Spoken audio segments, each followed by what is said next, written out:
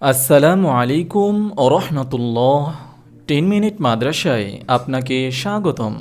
নামাজের কোন সময় কোন উপকারিতা জেনে নিন। নামাজ হলো মুনাজাত বা চুপি চুপি কথা বলা।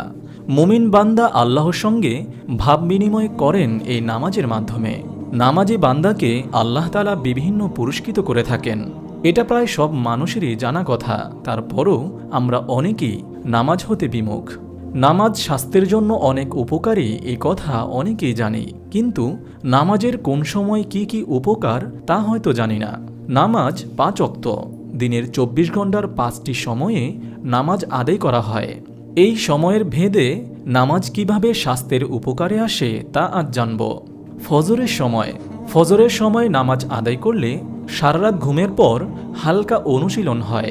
এ সময় পাকস্থলী খালি থাকে, তাই কঠিন অনুশীলন শরীরের জন্য ক্ষতিকর। এ সময়ে